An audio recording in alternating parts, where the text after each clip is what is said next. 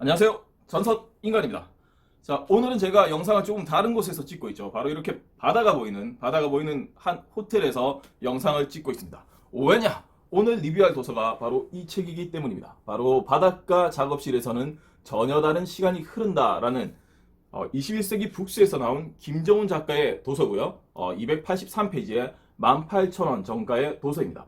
책이 약간 비싼 것 같다는 생각이 들었었는데 이 책을 쭉 다 읽고 나서는 책값이 오히려 저렴하다는 느낌을 받을 정도로 책의 내용이 굉장히 좋습니다.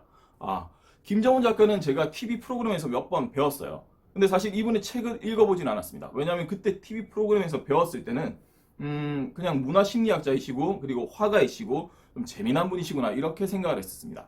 하지만 이 책, 김정훈 작가의 책을 쭉 읽다 보니까 와, 이분은 정말 천생 태생적인 어떻게 보면 약간 한량이시고 플러스 작가구나라는 생각이 들었습니다.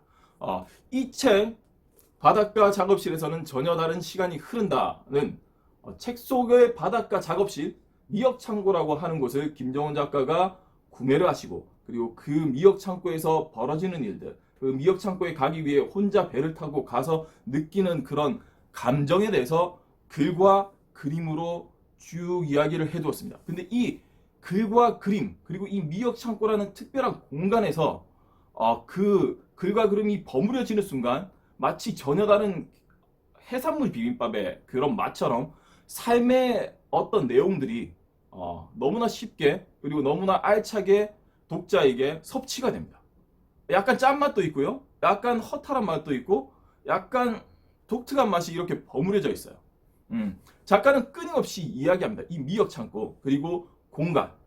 작가가 말하고자 하는 공간은 한번 읽어볼게요. 작가가 말하고자 하는 공간은 무엇이냐면 불안 없이 내가 진짜 하고 싶은 일을 내 마음대로 할 수 있는 최소한의 공간. 이 공간을 작가는 슈필라움이라고 합니다. 슈필라움이라 발음이 뭔가 조금 고급스럽죠. 그리고 약간 발음하기가 힘든데 이 슈필이라고 하는 것은 독일어의 놀이를 뜻하고요. 그리고 라움은 독일어로 공간을 뜻합니다. 즉 한국말로 표현을 하자면 어떤 놀이공간 아니면 여유공간이 될 수 있겠죠. 그래서 작가가 말하는 것은 전체적으로 이 도서에서 283페이지까지 작가가 쭉 말하고자 하는 것은 무엇이냐면 공간이 사람을 바꾼다는 내용을 말하고 있는 거예요. 그러니까 우리가 맹모 삼천지교잖아요. 그 환경과 공간에 따라서 그 사람이 바뀐다는 내용을 이 작가는 이 책에서 쭉 이야기를 하고 있습니다.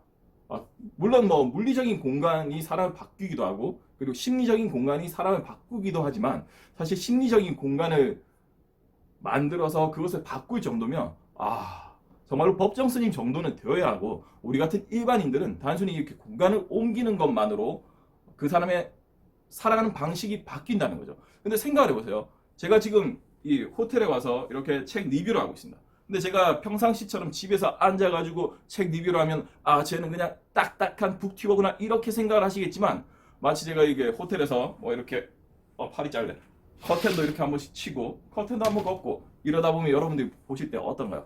쟤는 좀 그래도 호텔도 갈 수 있을 정도로 약간 좀 삶의 여유가 있구나 이렇게 생각하실 수 있지 않습니까? 이런 것처럼 작가가 말하는 것은 뭐냐면 공간이 있어야만 자기의 이야기가 생기고 그리고 자신의 이야기가 있어야만 그 사람은 자존감이 생긴다는 거예요. 남의 이야기? 내 친구가 부자고 내 친구가 연예인이고 이런 것은 자기의 자존감에 아무런 도움이 되지 않는다는 거죠. 그러니까 결국에는 자기의 공간이 있고 그 공간에서 자신만의 이야기를 할 때 그 사람은 저처럼 봐줄 만한 매력이 생긴다는 거죠. 즉, 한 인간의 품격은 공간이 있어야 유지가 된다는 것을 작가는 이 책 바닷가 작업실에서는 전혀 다른 시간이 흐른다 해서 꾸준히 이야기하고 있습니다.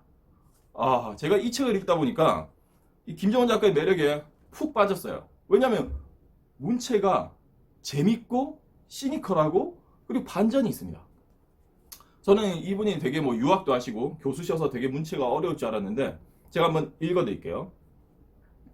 116페이지입니다. 책을 도대체 왜 읽어야 하는가에 대해서 김정훈 작가가 말하고 있어요. 책을 왜 읽어야 하는가? 침을 바를 수 있기 때문이다. 침 바르기는 존재 확인의 숭고한 행위다. 우리는 귀한 것에 꼭 침을 바른다. 뭉칫돈이 생기면 우리는 한 장 한 장 침을 발라가며 돈을 쓴다.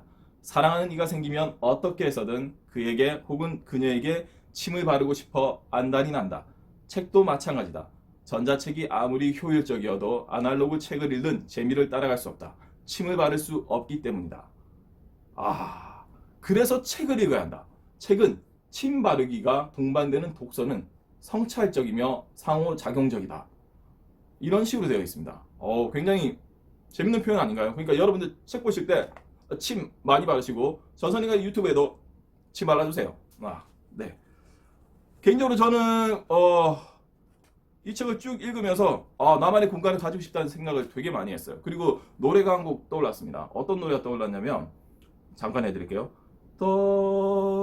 떡갈나무 숲속에 조조조 흐르는 아무도 모르는 샘물이 길래 아무도 모르라고 도로 덮고 내려오지요. 이런 노래가 생각이 나네요. 이게 뭐냐면 생각을 해보세요. 떡갈나무 숲속에 아무도 모르는 샘물, 거기서 나 혼자 샘물을 마시고 아무도 모르라고 덮고 내려와요. 이게 결국 무엇이냐면 나만이 아는 이야기, 나만이 할 수 있는 이야기, 그런 것들을 가지고 있다는 거죠.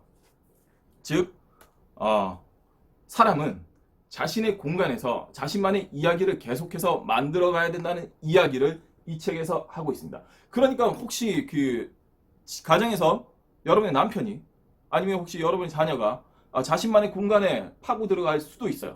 그리고 여러분의 남편들이 가끔 이런 말을, 여러분의 남편이나 남자친구가 이런 말을 할 수가 있죠. 뭔가 멋있는 표정으로 남자는 자신만의 동굴이 필요해.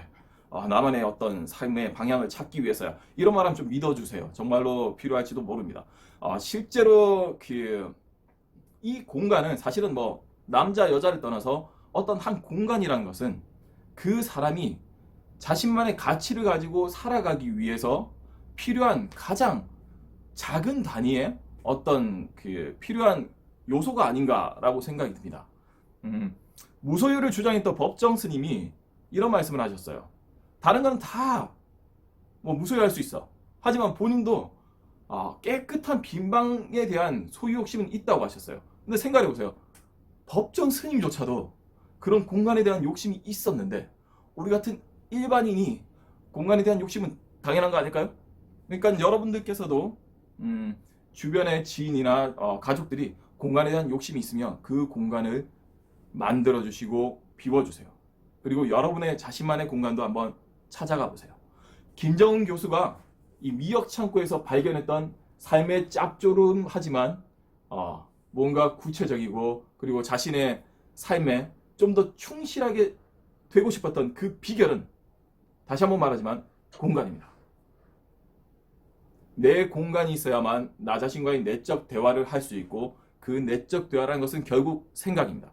그 생각이 깊어지는 공간, 여러분의 그 공간을 찾으시길 바라며 바닷가 작업실에서는 전혀 다른 시간이 흐른다. 이 도서 전선행관이 추천합니다. 특히 남성분들에게는 중년의 남성분들에게는 정말로 극 추천을 해드리고 싶어요. 그럼 전선행관이 바닷가 작업실에서는 전혀 다른 시간이 흐른다 도서 리뷰는 여기서 마치면서 여러분이 정말로 책에 대한 정보를 재밌게 볼 수 있는 공간은 어디일까요?